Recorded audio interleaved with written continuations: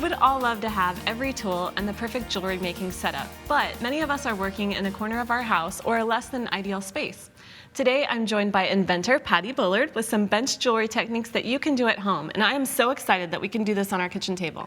It's so much fun too. Yeah. It's exciting and fun. That's right, and these bangles are beautiful, and you created all this texture yourself, right? Yes, I did. Fabulous. How did we get started? Well, I started out with, today I'm going to be using 14 gauge dead soft sterling silver wire. In some of the bangles displayed there, I used as light as 16 gauge, 18 gauge. 18 gauge is pretty light, but when you So you stack can see it, on some of these thinner ones here that are 18. when you stack it and wear them all together, they hold their shape just fine. Okay. So we're going to work with 14 gauge today because it's easier to see, plus I love 14 gauge. And I start with a piece that's about 8.5 inches long. And what I'm going to do is I have a steel block here, and I like a polished steel block, and then I'm going to use a chasing hammer that has a slightly domed face for this part of what I'm doing. Hammering, first off, I just want to flatten my wire, and I'll give you an example of what it's going to look like.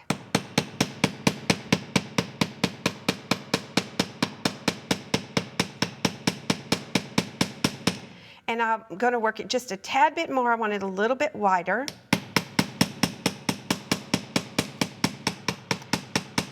Now, as I work my way down, you might notice your wire starts to curve a little bit.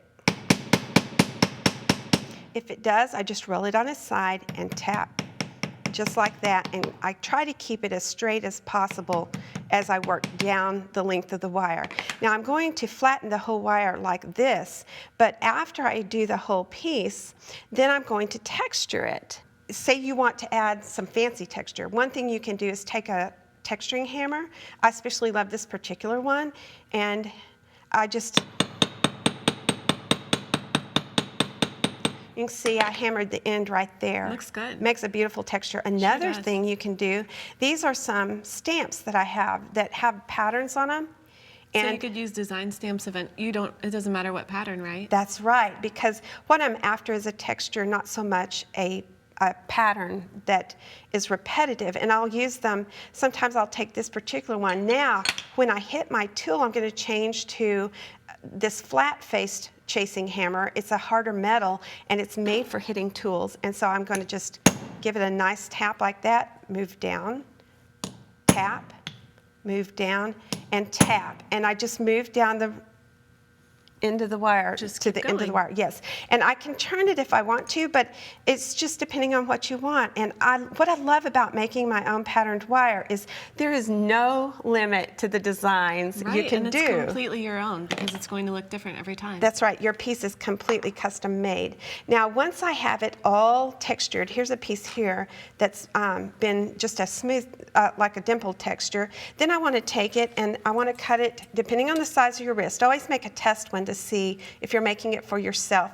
A good length for an, I think I'm a medium large.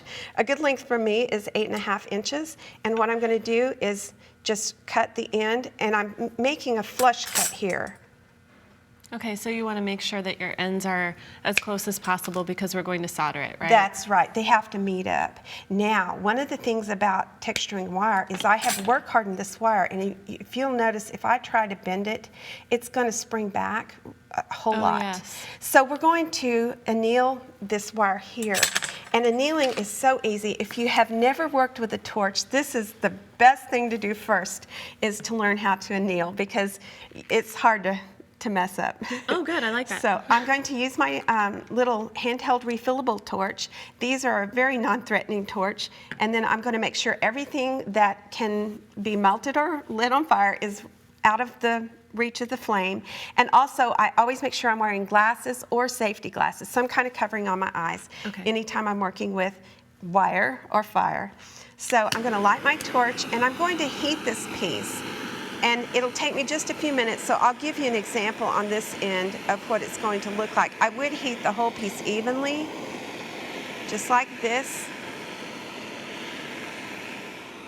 So you're just looking for that kind of rosy color? Yes, no brighter than that, because if I get any hotter than that, it's too hot. And another way to tell if you're annealing is to take a Sharpie pen and you can put a mark on your silver or copper. Oh, that's a great tip. And then when it burns off, you know that it's annealed. Now I'm going to take a pair of tweezers and very carefully pick this up and quench it in some water here. And I quench both ends and then pick it up carefully. Now I've trimmed both ends to where they're flat. Actually, this one's not flat. But what I'm going to do is start to work it together like this, and you can see it bends so much easier than before it was annealed. And I'm going to line these ends up and have some, I go past closed and then come back. Another thing is once I get them to where, I've got one here that I've already got prepared. Once I get them to where there's tension on that opening, I'll take a pair of flat nose pliers and just squeeze nice and tight, and you can see that it meets up where you can hardly see that opening. Right. Now I'm going to place it on my my fire brick, and I'm going to actually, sometimes you'll notice that your wire will spring up a little bit. These are just cotter pins from the hardware store, and even though they'll act as heat sinks, we're working with pretty light gauge wire here, and so I can still get this hot enough for the solder to flow. Now I'm going to be using medium wire solder that I have pre-cut just using my flush cutters. I just took and cut some little pieces here. Okay. You can also use sheet solder, and you can also use paste solder like this. It just depends on your preference. And what I'm doing is laying these over here. Now I cut these a little bit big just because I want it to be easy to see on camera what I'm doing. You could use about half this much. Takes a little practice, right? Yes, it does. Okay. It does. Now, I'm going to take some flux. There's different types of flux. This is a liquid self-pickling flux, and I'm going to flux right on the area that I'm going to be soldering, and I'm also going to flux my solder over here. Now I have extra pieces. I'm only going to really use one of those pieces, but I always have a couple handy just in case I need them. Okay. Now what I'm going to do is something called torch soldering, and I'm going to take pick soldering. I'm going to take my pick, I'm going to heat this till it balls up, pick it up with the pick, then I'll heat this piece, and when it starts to get hot, I'll place it, and I'll show you how I'm going to do it. I'm going to, that one blew a little bit. That kind of shows you why I do more than one piece. Now see how it balled up? I'm just going to pick it up with my pick. Let's do it again. There we go. Now it's just going to stick and hang out on my pick, and I'm going to come in and we're going to heat this evenly. Because I'm working with wire and it's not a huge piece of metal, I don't have to heat the back side. Normally I would heat the whole thing because silver conducts metal. Now it's starting to get hot. You can see it change colors a little bit, and I'm going to place the solder right there, fell off. See if we can pull it back over to the opening, because another thing is if you get it close to your opening, it will follow the heat, and I can pull it up to this piece. Now I'm not sure it did that, so I'm going to come back and get another piece of solder. This is why I do more than one piece of solder. You know, that's a great tip, because this is bound to happen, especially the first time out. That's you right. know, for somebody at home who's never tried this before. You're right. It makes me feel good to see this happen with you too, because then we know how to fix it. Yes, you're right. Now, I've got another piece of solder on here. That's already pretty hot, so I'm going to place it again. Let's see if we can get it to go. There we go. And you can see it flow. Yeah. Now, I think it missed the opening, so see how I'm scooching it over with my pick? Yes. Don't be afraid to do that. You can move it with your pick. And also notice I'm controlling my heat because I do not want my silver to get too hot. Now, that should be soldered together. There we go. Like it. Looks great. And what I'm going to do is set my torch away where I'm not going to burn myself. I want it away from Because where it's so hot. Yes. And when you're working, little tips like that can really help. I also always quench all my tools, because if you don't, you will forget and pick one up. Oh, good idea. And you can burn yourself. So I just go ahead and quench everything that's hot, including my tweezers. I'm going to pick up the bracelet, come in, and quench it. Now I want to show you what it looks like. It's kind of discolored. That's normal. That's called fire scale, and you need to clean it next. And so to clean it, I have over here what's called a pickle pot. And the pickle pot, we put in a very mild acid. There's a traditional jeweler's pickle, and it's a very mild acid, or you can use citric acid. A food-grade citric acid put into here will also clean it. It just takes a little longer, but you just plan ahead so you can leave it in there a few minutes. You also use the crock pot because you want it warm. Okay. So I'm just going to put that Sure. in there. I've got one that I've already pickled. I'm going to show you what it looks like when it comes out. Now also notice, I was not worried at all when I bent this wire into shape for soldering what shape it is. It doesn't matter if it's all wonky because I'm going to show you how we fixed it. Okay. I'm going to take it over here, and I've got a bracelet mandrel. I'm going to flip my block over. This particular one has a rubber base on it. backside. Yes. And I'm going to just slide this down on here, and we are going to use a rawhide mallet, and I'm going to tap it into place. Now, if perchance, if you're new to soldering, or if you're experienced and you just missed the joint a little bit, when you're doing this, if it pops open, don't worry, you get another chance. You just go try again. right back to your block and you try again. Now, once I get it where it's forming pretty well, I'm going to take it off and flip it over. And I'm going to keep pressing it down till I have it nice and tight.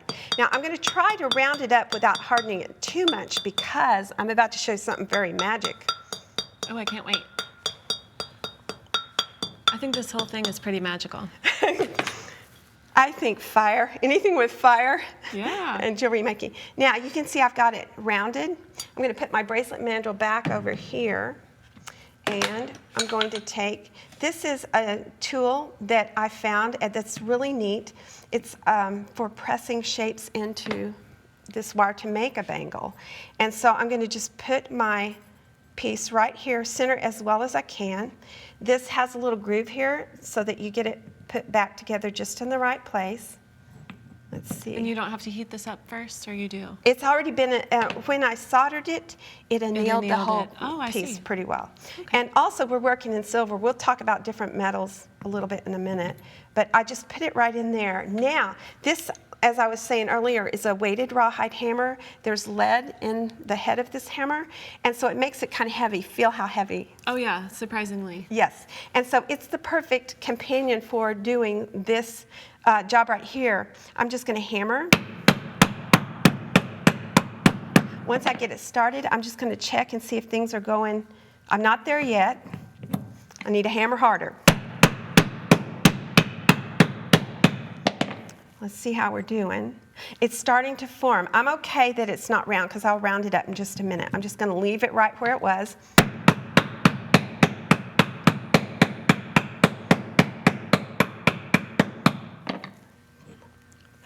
All right. Oh my gosh, that's looking pretty good. That looks good. And the it's kind of It's fluted. fluted. Yeah. And the different presses are different. Now, I'm going to bring back my bracelet mandrel. It's a little bit more delicate this time. I'm going to put it on. And sometimes you can just do it with your fingers. But I'm going to get it back into the round shape. So would you not want to hammer it at this point? No, because I don't want to would take take out your- out. Okay. Mhm. And that's looking pretty round right there. Yeah, that looks good. And so now we've got our bracelet shaped. I could do a little more, but that would be easy. And now you make decisions about finishing. And this is just the frosty look here. The reason it looks frosty is because when you heat silver to the heat that you need to solder, it brings the fine silver to the surface, and that's what that frosty look is. But watch what happens when I take a brass brush and start to just brush it. Okay. Can you see? Oh yeah, the shine comes The right up. shine is coming out. And what that's doing is it's doing a gentle burnishing to this metal to bring it all to an even surface. That looks great.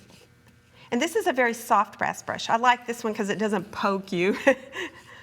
Easy to work with. Easy to work with. And I would do both sides. And then once I've done that, now I can take and either toss it in a tumbler, or I could hand polish it by taking a flexible support, sort of like, I love the nail files that you get that are especially for acrylic nails, the ones that are they're long yeah, and like the emery flexible. board, yeah. And I'll wrap a polishing cloth around it that has polishing compound in it and just really hand polish it. So if you don't have a bring it up to tumbler, a high shine. yes, if you don't have a tumbler, you're still fine. You just Beautiful. do it that way.